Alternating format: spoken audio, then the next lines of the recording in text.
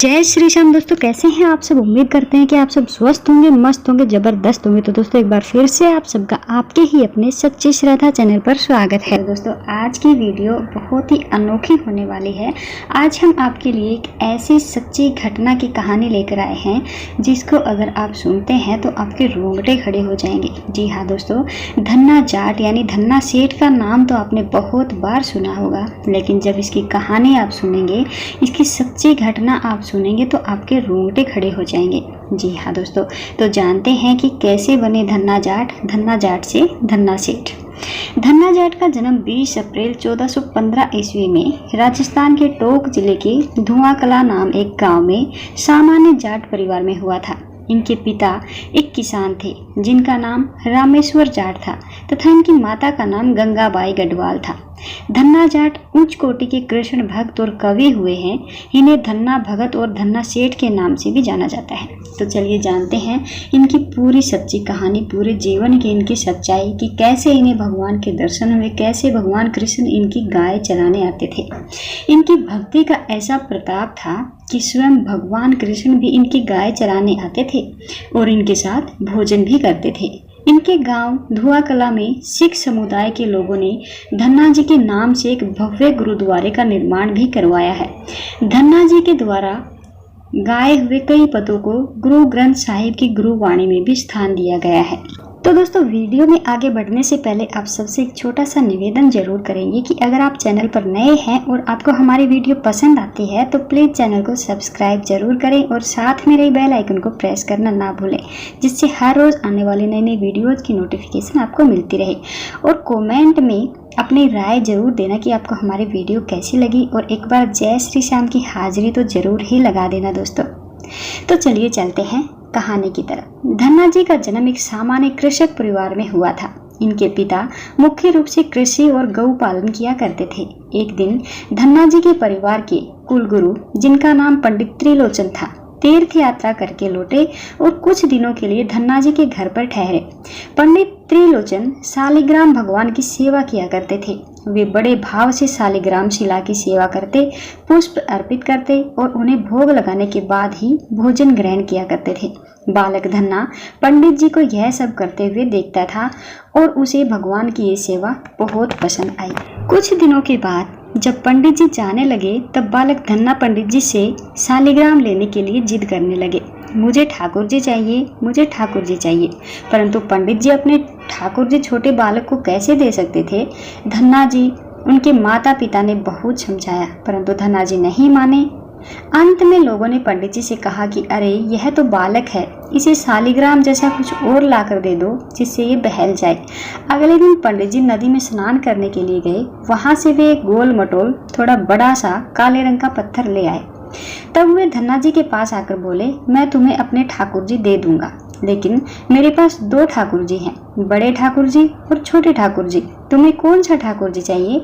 धन्ना जी ने झट से जवाब दिया, मुझे तो बड़े ठाकुर जी चाहिए। पंडित जी भी तो यही चाहते थे। जब पंडित जी ने धन्ना जी को वह बड़ा काला पत्थर बड़े ठाकुर जी बताकर दे दिया। अब ठाकुर जी को पाकर धन्ना जी बहुत प्रसन्न हो गए। वे बड़े भाव से उनकी सेवा करने लगे। धन्ना जी गाय चराने खेतों में जाते तो ठाकुर जी को अपने साथ ले जाते। धन्ना जी की माँ ने उनको बाजरे की रोटी, साग, अचार और गुड़ खाने को दिया। अब धन्ना जी ने भी निश्चय किया कि वे भी पंडित जी की तरह ठाकुर जी को भोग लगाने के बाद ही भोजन ग्रहण करेंगे। तब धन्ना जी ने खेत में बहुत प्रेम से ठाकुर जी को पुकार कर भोग लगाया, परंतु ठाकुर जी ने भोग नहीं लगाया। धन्ना जी ने निश्चय किया जब तक ठाकुर जी प्रकट होकर भोग नहीं लगाते हैं तो वे भी भोजन ग्रहण नहीं करेंगे। जब ठाकुर जी ने भोग नहीं लगाया तो धन्ना जी ने भी शाम को वो रोटी गाय को खिला दी। 3 दिनों तक ऐसा ही चलता रहा। न तो ठाकुर जी भोग लगाते और न ही धन्ना जी भोजन ग्रहण करते। चौथे दिन धन्ना जी की माताजी फिर से रोटी लेकर आई। अब धन्ना जी खेतों में जोर जोर से रोने लगे और ठाकुर जी से गुहार लगाने लगे। वे बोले, आप तो बड़े ठाकुर जी हैं, आपको तो लोग रोज ही 56 भोग जिमाते होंगे, परंतु मैं बालक 3 दिन से भूखा और परेशान हूँ। आपको मुझ पर दया नहीं आती है क्या। मुझ पर दया करके ही थोड़ा सा भोग तो लगा लो जिससे मैं कुछ खा सकूं, क्योंकि पंडित जी ने कहा है कि आपको खिलाए बिना कुछ नहीं खाना। इसलिए पहले आप खा लो, इसके बाद ही मैं खा सकूंगा। धन्ना जी के भोलेपन से की गई प्रार्थना को सुनकर भगवान श्री कृष्ण साक्षात प्रकट हो गए। अपने ठाकुर जी को देखकर धन्ना जी बहुत प्रसन्न हो गए। उन्होंने ठाकुर जी को माँ की दी हुई बाजरे की रोटी, साग और गुड़ खाने को दिया। ठाकुर जी बड़े चाव से रोटी खाने लगे। 4 रोटियों में से 2 रोटी ठाकुर जी ने खा ली। जब ठाकुर जी ने तीसरी रोटी खाने के लिए रोटी उठाई तो धन्ना जी ने उनका हाथ पकड़ लिया और कहा, सारी रोटियां आप ही खा जाएंगी क्या? मुझे भी तो भूख लगी है, मैंने तो 4 दिनों से कुछ नहीं खाया है। 2 रोटी आपने खा ली, अब 2 रोटी मेरे लिए भी छोड़ दो। इसके बाद ठाकुर जी मुस्कुराने लगे और बची हुई 2 रोटियां धन्ना जी ने खा ली। अब तो यह उनका रोज का नियम हो गया। धन्ना जी जब गाय चराने जाते तो भोजन खेतों में जाकर ठाकुर जी के साथ ही करते। एक दिन ठाकुर जी ने धन्ना जी से कहा, तुम रोज मुझे रोटी खिलाते हो, मैं मुफ्त में रोटी नहीं खाना चाहता, इसलिए मैं तुम्हारा कोई काम कर दिया करूँगा। धन्ना जी ने कहा, मैं तो बालक हूँ, केवल गाय ही चराता हूँ, मैं आपको क्या काम बता सकता हूँ। तब ठाकुर जी ने कहा, मैं तुम्हारी गाय ही चरा दिया करूँगा। उस दिन के बाद ठाकुर जी धन्ना जी की गाय चराने लगे। एक दिन धन्ना जी ने ठाकुर जी से पूछा, आप मुझे अपने हृदय से क्यों नहीं लगाते हैं? तब ठाकुर जी ने कहा कि मैं तुम्हें पूरी तरह से तब मिलूंगा जब तुम कोई सतगुरु जीव को अपना लोगे।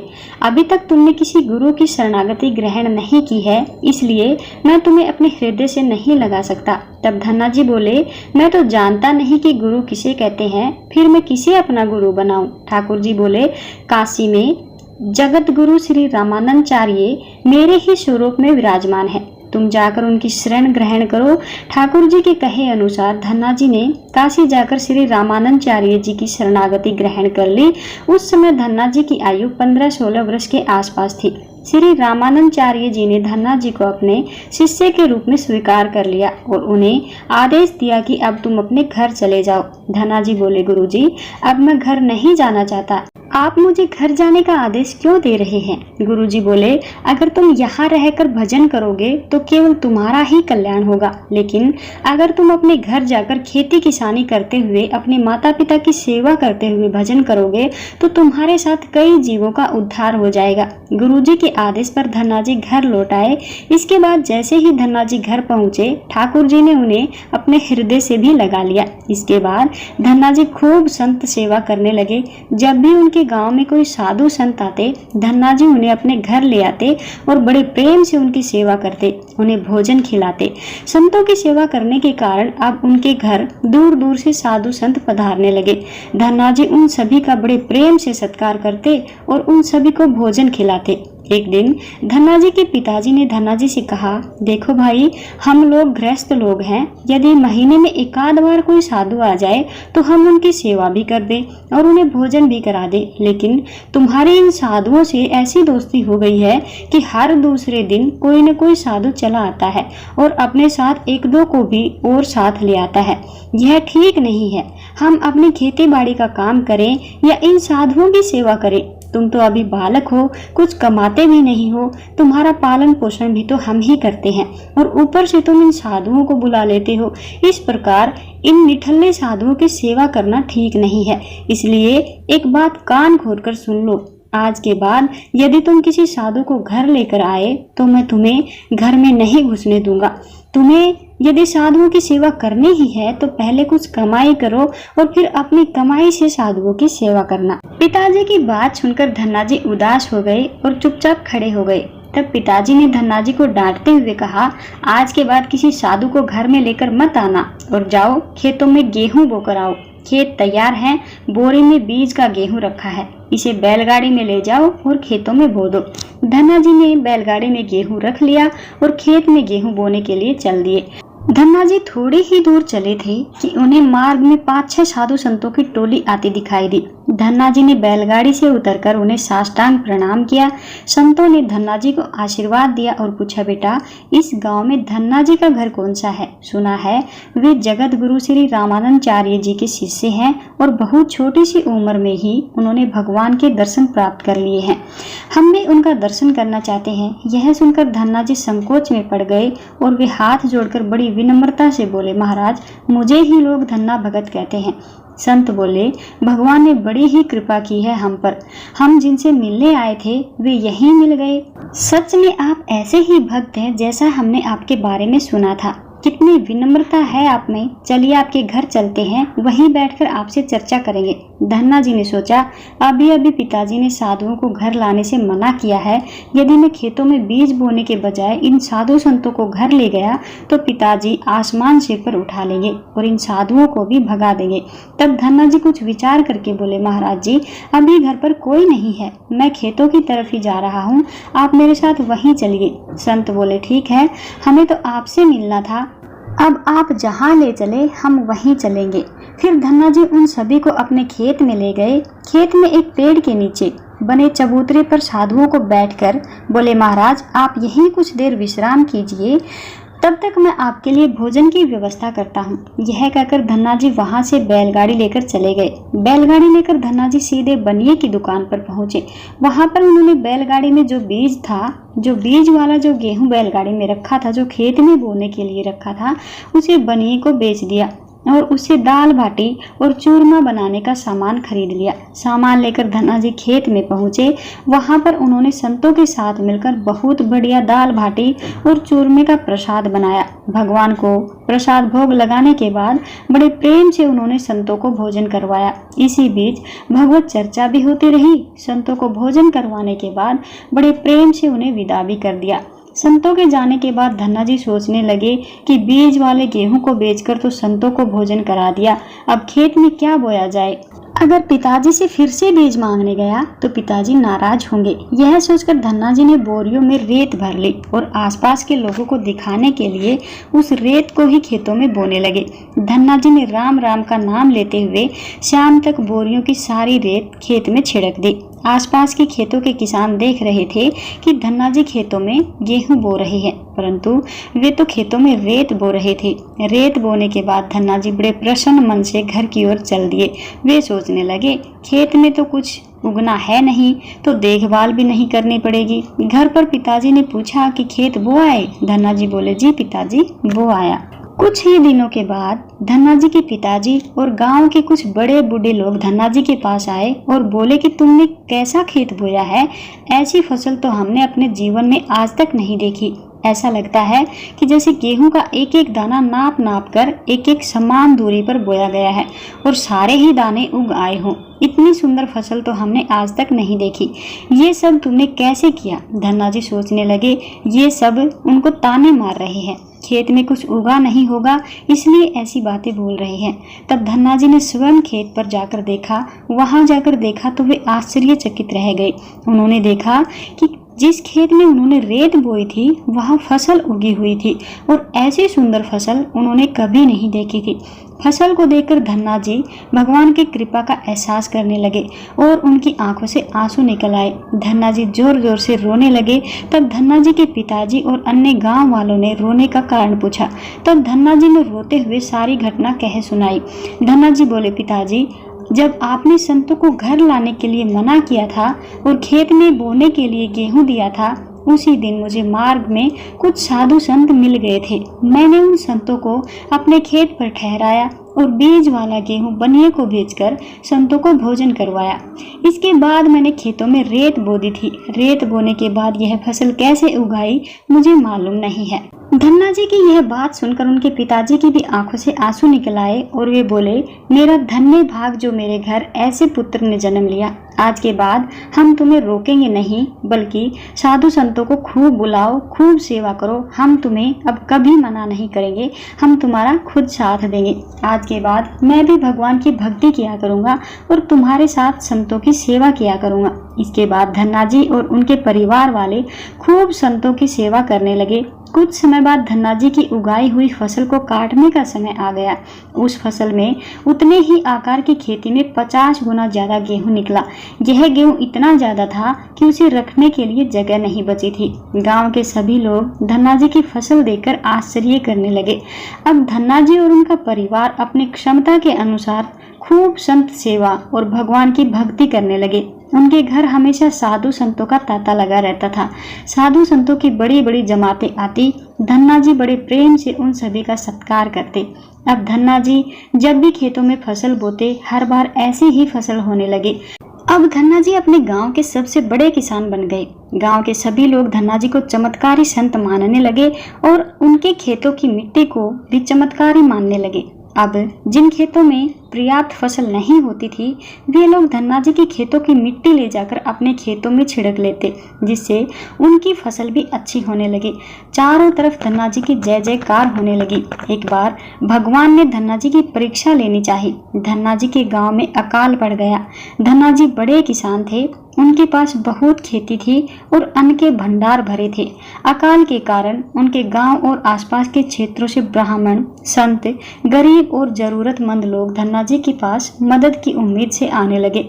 धन्ना जी भी उन्हें दोनों हाथों से अपने भंडार लुटाने लगे। कभी कोई जरूरतमंद उनके घर से खाली हाथ नहीं लौटा। धीरे धीरे धन्ना जी का अन्न भंडार समाप्त होने लगा, परंतु धन्ना जी ने निश्चय किया, जब तक उनका सामर्थ्य है वे किसी भी जरूरतमंद को निराश नहीं करेंगे। अपना सब कुछ बेचकर भी वे लोगों की मदद जरूर करेंगे। धन्ना जी की संत सेवा से प्रसन्न होकर एक दिन उनके पास एक संत के वेश में स्वयं ठाकुर जी आ गए। संत ने उन्हें तुम्बा, जिसे कमंडल बनाया जाता है, उसके बीज दे दिए और कहा, धन्ना जी इन बीजों को अपने खेतों में बो दो और जब इनकी फसल पक जाए तो उनसे जो भी तुम्हें प्राप्त हो उसे लोगों की सेवा में खर्च करना। धन्ना जी ने ऐसा ही किया। संत की आज्ञा से उन्होंने तुम्बा के बीज खेतों में बो दिए। गांव के लोग कहने लगे, लगता है धन्ना जी पागल हो गए हैं, ऐसे भीषण अकाल में फसल बो रहे हैं और वो भी तुम्बा की। इस कड़वे तुम्बा को पशु भी नहीं खाते, यह तो केवल कमंडल बनाने के ही काम आता है। ऐसी फसल यदि उग भी गई तो उसका क्या फायदा। परंतु धन्ना जी ने संत के कहे अनुसार अपने खेतों में तुम्बा के बीज ही बो दिए। कुछ दिन बाद तुम्बा की फसल उगाई। सभी लोग आश्चर्य करने लगे कि ऐसे भीषण अकाल में बिना पानी के कोई फसल कैसे उग सकती है। कुछ ही दिनों में धन्ना जी का खेत हरा भरा हो गया। इसी बीच धन्ना जी जरूरतमंदों की सेवा करते रहे। धन्ना जी ने अपना सारा अन्न भंडार लुटा दिया।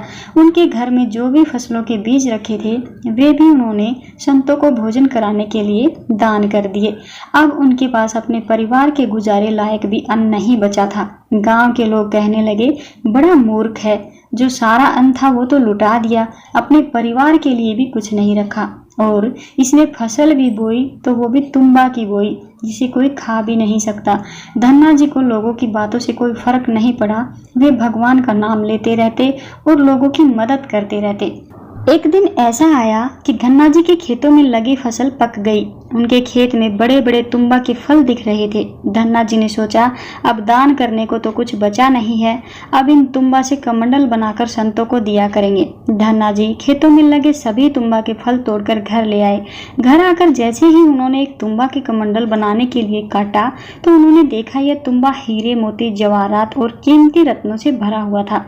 तुम्बा को कीमती रत्नों से भरा देखकर वे आश्चर्यचकित रह गए। उनके पास तो तुम्बा की पूरी फसल थी। उन्होंने देखा सभी तुम्बों में ऐसे ही कीमती रत्न भरे हुए थे। अब उनके पास इतने कीमती रत्न और जवाहरात हो गए थे जितने किसी राजा के पास भी शायद नहीं होंगे। इस चमत्कार को देखने के बाद धन्ना जी को उन संत की याद आई जिन्होंने उन्हें तुम्बा के बीज दिए थे।